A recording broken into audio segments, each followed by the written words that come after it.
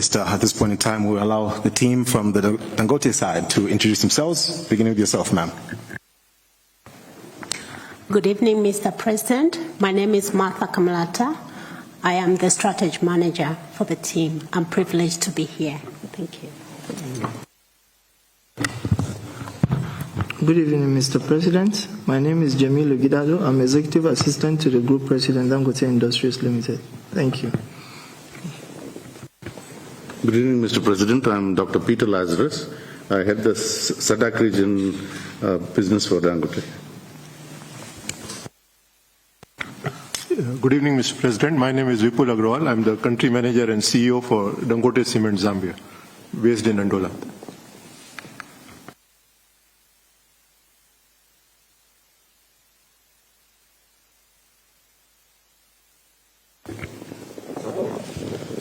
Good evening, Mr. President. I am Arvind Pathak, Group Managing Director for the Dangote Cement. Thank you. Good evening, Mr. President. My name is Linda Mataka, and I'm a director in Dangote Cement Zambia Limited. Good evening, Mr. President. Good evening, everybody. My name is Monica Musonda. I'm also a director at Dangote Cement Zambia, and I've been part of the Dangote Group for almost 15 years, actually.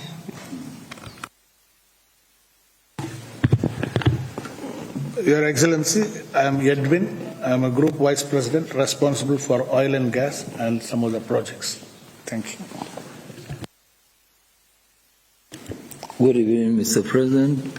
My name is Aliko Dangote. Thank you, Mr. Dangote and your team for your introductions. And at this point in time, Mr. President, I'd like to call upon Alhaji Aliko Dangote to begin his opening remarks, and we'll get the meeting rolling from there. Thank you.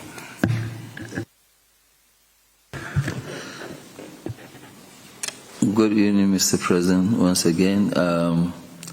We are here. Zambia, we are not new here. We already have a cement operations, but I think, like what I said, now our focus is how do we develop our continent. And looking at our continent is to see what are the needs of our continent. And I know for sure the foreigners, when I say foreigners, I mean non-Africans, will not develop Africa. So it is our duty to make sure that we look at these things. Most of them, they are low-hanging fruits, but the real people who do investments, they will not really come here. If you look at most of the pension, most of the financing, this thing, where they set up all this financing stuff, like all this KRR, the one that we even did, which is the one in New York, where we have David Rubenstein, Carlyle Group. We set up Africa Fund, almost 1 billion.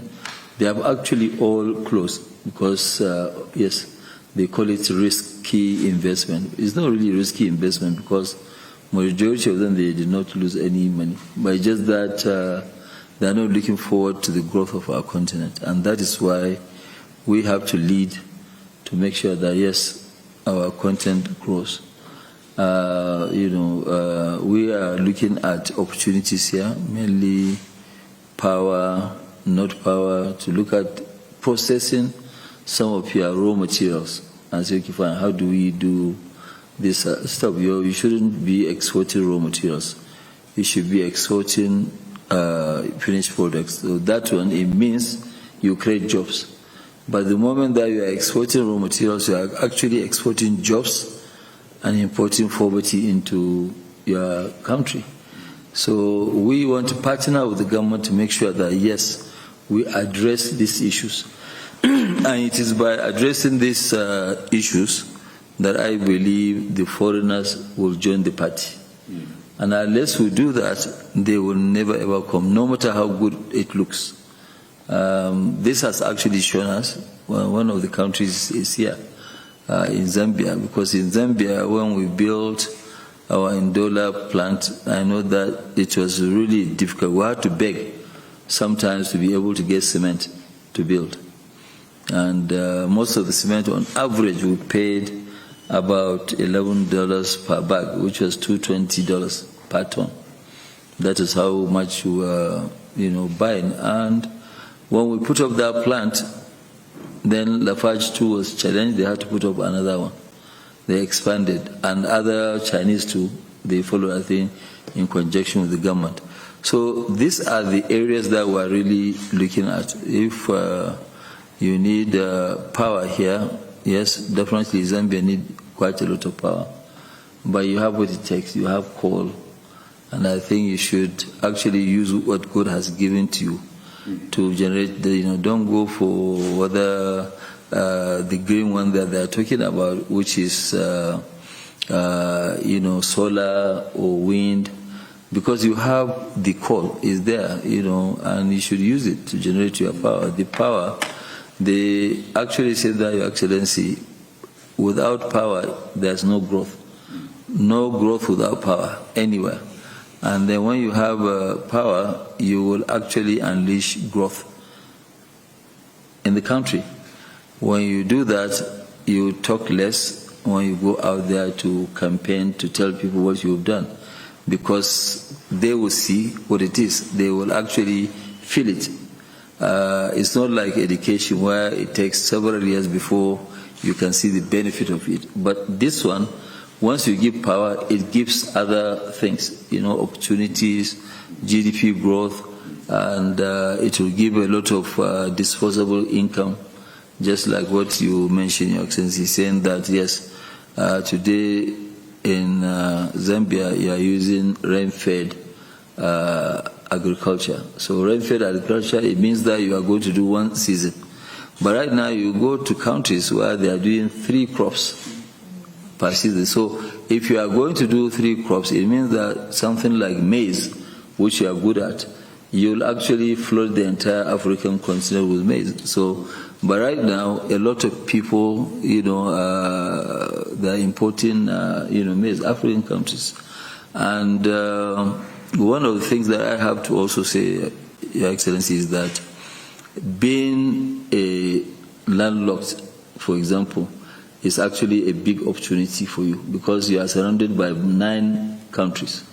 So when you do well, and I'm sure the time will come when there will be a race, Your Excellency, because your colleagues that surround you, the 9 of them, when they see how well you are doing, they too, so it will be a race to see who will do best. That is how they are able to grow, the economy of Asia. Because it was a race. Singapore, Malaysia, Indonesia. Yes, so somebody is saying, you look at Thailand, and, when you look at Indonesia, for example, Indonesia, they've opened up their minds, everything, so even with all this, when you look at it, Indonesia's economy, people don't know, is bigger than Saudi Arabia's economy. They are at 1.2 trillion. Saudi Arabia is about 990 billion. And I am a believer that there is nothing that is impossible. So with what you have, I think if the focus is there, you have the right team, which you do, of course, you can see quite a lot of things. I mean, I cannot imagine having Zambia with additional 5,000 megawatts. And I think, Excellency, really, you need to address it, because I remember when we wanted to put up our own plant, we put up, then we realized that we had excess of power. And quickly, the Zambia Power, I think then, I don't know whether they still change their names, they said, no, we'll buy whatever excess power that you have. But, at that time, we wanted to do in some countries to put up power coal, where, asked, no, we don't want to encourage power by coal. But then you can see in UK today, last year they opened up an old mine they didn't touch for 30-something years. And they gave also a new license. And now Germany, in the last 2 years, they have used more coal from South Africa than South Africa. So really, I think all this question about coal, we should use our God-given resources to develop our own this, and we are ready to partner with the government to actually, follow this trajectory. you can be rest assured, and that you will have my 100% support in actually developing the economy here. So it can be a win-win situation, and we'll be very happy and proud to be part of the development of Zambia. We are all one and the same. We are just divided by politics, all these borders and co. So I believe the FCTA will come in and bring all of us together. Thank you, Excellency.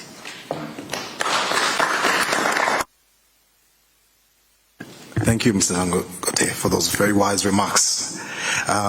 With that being said, Mr. President, with your permission, I'd like to call upon the Honourable Minister for the initial reaction, as well as, of course, a bit of an update. There's a lot of interesting conversations we're having about how much his ministry is doing, working with the Dangote group. And, of course, we'll ask the Minister to call upon the President as you're done with your submission. Thank you, sir. Thank you very much, Mr. President. And as I've mentioned, we have met before. And as a result of that visit, where we visited the new concrete road that your company was putting down to the port, we came back and we made a decision that we are going to embark on a first concrete road in Zambia. That is now complete. And we thank you for, first of all, the welcome that we received, and also the support we got from your technical people, both here in Zambia, Mr. Agrawal there, and also the people in Nigeria. Here in Zambia, so we have made up a policy decision in government that there will be a number of roads. We have surveyed them that will be specific, made out of concrete. There are reasons for that. They get damaged very quickly because of heavy, slow-moving transport. In addition to that, on all the roads where we have stop, start, and so on, those sections are always invariably done out of concrete. I'm just specifying where we use your products. And in fact, even on main roads, the various layers, there is always a layer of about 200 millimeters where we use stabilized laterite at about 4-5%. So there's a lot of usage of cement. In the mining industry, there is what we call backfill method, where we use tailings mixed with about 6% cement, and we put in mind to replace the pillars that still have ore in them, so that we maximize the extraction of ore. In addition to the buildings, obviously the houses, the bridges that we build, there are also obviously dams. As you know, we are pushing really to create more power in Zambia. I'm sure the President will have mentioned to you that we are just under 4 gigawatts. We wish to push it up to about 10. So there will be an energy mix. What you have just talked about in terms of thermal energy, obviously that will come on stream. But where we also have potential for hydroelectric, there will be need for dams, and those dam walls will require cement. But Mr. Aliko Dangote is more than just cement, and that's why we are happy to welcome you, because we know that there are other opportunities. Some of them we have already spoken about. We need really to create power. Our president here has set us a target of 10 gigawatts.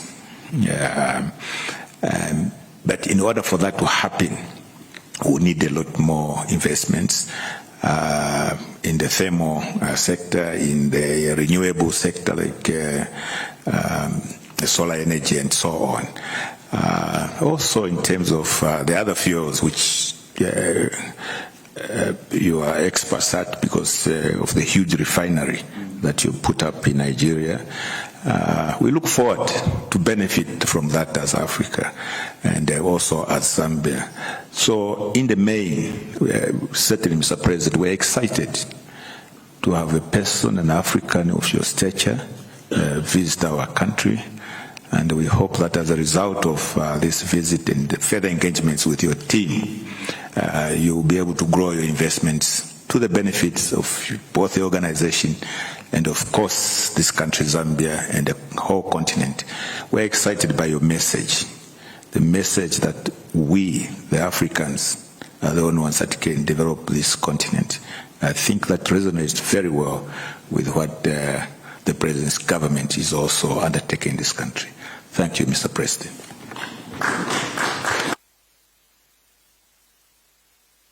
Thank you, Honourable Minister.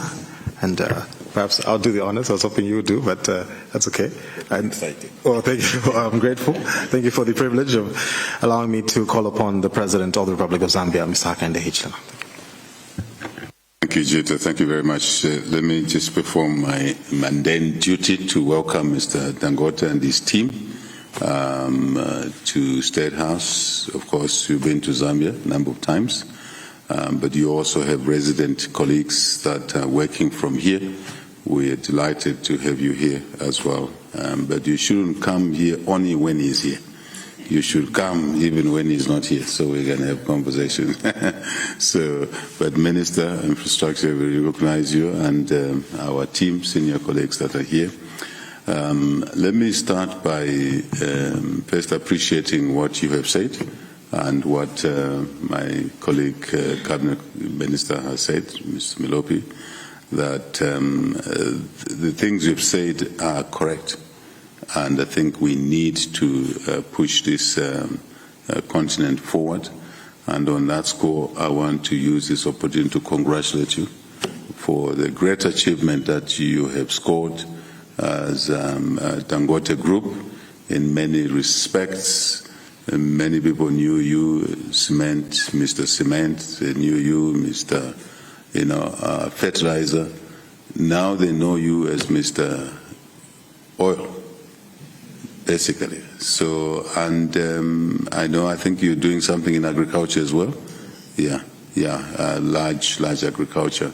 So I think it's important for you and your group to know that we, Zambia, Africa, right-thinking Africans are proud of what you're doing.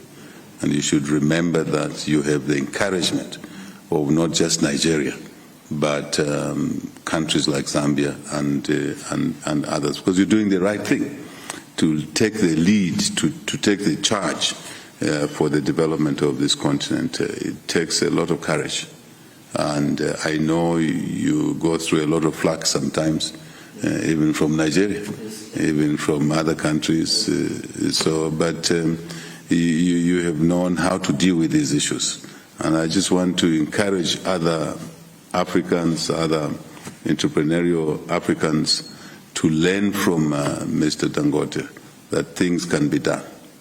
And in the small room there, he was telling me, Mr. President, we must dream big. If anyone tries to pull your dreams down, you must resist. We must dream big, and we can achieve big things. I think he's an example of that. I think we need to clap for him. Yeah. So now, what we, where we are as a country, is we want to drive our economy. We're driving our economy. We inherited an economy which was growing at minus 2.8%. In the last 4 years, we've averaged a 4% GDP growth. But we know that we have done this with debt overhang on our heads, with the COVID initially, with the drought. But this drought has brought us tremendous difficulties, wiping out our power generation capacity down. Then our push to grow the economy, the demand for power has gone up. So the gap has grown. So we need to fill in this gap, because as I said to you in the room there, if you asked me, what would we want? What does Zambia want now? What are the three things Zambia wants? I will tell you. One is power, electricity. 2 is power. 3 is power. That's what we need. So we're even saying, seek ye power. Other things will fall in place. Because this growth, we should have been now tinkering around 7% if we had the electricity in abundance. So we are being conscripted, restricted by the shortage of electricity, even for households, saloons, welders, guys who depend to feed their children on this. So now, because of this mono energy, hydro, the drought has taught us a lesson, a good one for that matter. But we're not mourning anymore. We are seeing an opportunity, and hence the invitation to you and your group to look at investing with us, with the country. As you've done in cement and dollar in a plant, Dangote Cement, we would like to do that and even more on the electricity side. We invite you to do that. And we have the core. We are not shy here. Even when the world was saying, don't touch core, this president said, we will touch core. This is the resource God gave us, like you have said. And we have no shame at all. We have no second thoughts about it. It's best load, firm power. The core is here in abundance. So we will definitely support the core projects. And with power, it will pull then the need for us to do more in processing our raw materials, minerals and others. We want to refine our copper here. There's no reason why we should not refine our copper here. I know what colleagues say, that is not doable here. I know what they're saying, that it's too expensive here. But you have led the way. What were people saying about your refinery? All sorts of things, isn't it? Yes. Making you even to think twice. I mean, I was watching your vice there. He was on television running through the challenges that Dangote Group went through, the discouragement, the negative noises that were coming, but you moved on. So we are ambitious. We would like to refine our copper here, and more than refining it, actually add more value. Keep the jobs here, as you say, not import poverty. Export raw materials, import poverty. So we are fully aligned in here, and we're looking at your group, as my colleague minister said. You are more than cement, you are more than fertilizer, you are many things. So even on the agriculture side, we don't want to focus on rain-fed agriculture, because climate change is here, for real. So we want irrigation agriculture. Again, we need power. We need electricity to do that. We want more factories, we need electricity. Anything we do, we need electricity. So I think really not to say much, we covered a lot of ground in the small room there. Once more, Zambia is open for business, and you are encouraged to look at Zambia the way you look at Nigeria, because when more investments come here, it will create jobs for Zambians. Youthful population, business opportunities in the supply chain, dollar cement, your Dangote cement, there are many suppliers, Zambian businesses. The more we do, the more business opportunities. But number 3, treasury income. More we grow the economy, more treasury income. So we want to encourage you to continue what you're doing, and you may not need our encouragement, but if it adds anything, take it. We're encouraging you. So once more, congratulations, and thank you for coming. I've been pushing you to come. Every time I meet him, I said, when are you coming? When are you coming? He says, okay, we'll find time. You're here now. Thank you very much, and wish you well.